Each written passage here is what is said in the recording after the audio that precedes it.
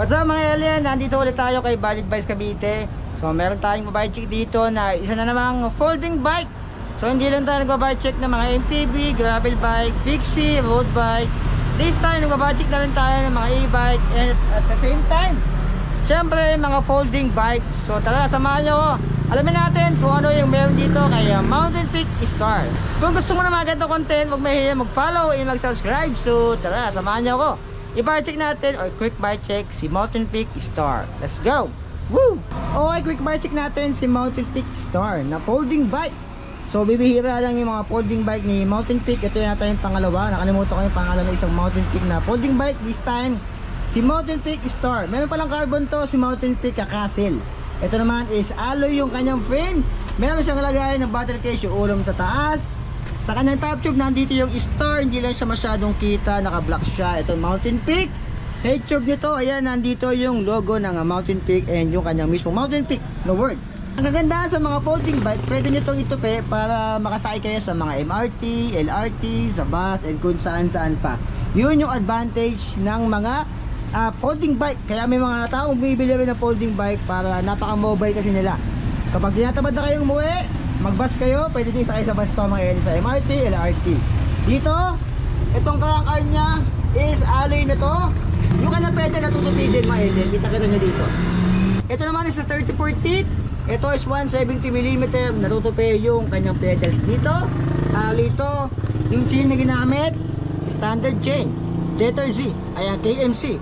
Ayan yung kanyang chain. Dito naman yung RG na ginamit sa kanya is Shimano Tornado TX. Malakas sa malawang, ito is HP 1, 2, 3, 4, 5, 6, 7, 8. Ang ginamit is cassette na rin to, 11, 32 teeth. Ito yung 32, ito yung 28. Ito yung mga bilang niya mga alien, medyo maliliit. Ito yung 21, 24. So yun mga alien. Hubs naman ito is syempre alloy na rin yan. Spokes 4, 8, 12, 16, 20, 24, 28 yung kanyang spokes dito. Yung gulong niya, maliit lang to, size 20 lang. Alloy na rin to, yung ginamit sa kanyang rims is a Mountain Peak na rin. Yung gulong CST. Ayan, CST na yung gulong na ginamit sa kanya, CST tires sa CT. 20 by 1.50. Ayan mga alien, so medyo kalahati lang siya ng mga usual na binabudget natin. 1.50. Ayan. Dito naman sa likod, quick release 160mm rotors, naka 6 bolts din siya dito and not yung kanyang disc brake caliper dito. Seat post naman niya medyo mahaba to. Ang size ito 33.9 kung di ako nagkakamali and alloy na yan.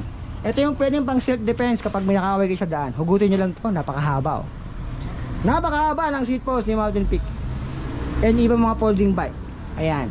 Ang tip ko sa inyo, pag napakaway kayo sa daan, as long as kayo nasa tama, hampasin nyo ng seat post mo. As long as siyempre, kailangan na quick release kayo. Teka lang, tatanggalin ko ng seat post ko. Kailangan na quick release kayo lagi. Ayan. Reflector, meron din sa likod. 1 bolt lang siya dito, single bolt. Ayan. Bakit po, siyempre, ayun yung upuan niya is Mountain Peak na rin, malambot-lambot. Dito naman, fourth niya to is malamang sa malamang alloy na rin to. Mountain Peak na rin yung ginamit. Wheelset sa una, same sa likod. 20 by 1.50. And alloy na rin yan. Hindi rin siya nakapresta pa. Hub sa una, alloy na rin. 160mm rotor, 6 volts and QR. Siyempre, dito naman tayo. May warning. For your safety, please make sure the toll quick release must be locked before dito riding. Ayan yung warning niya.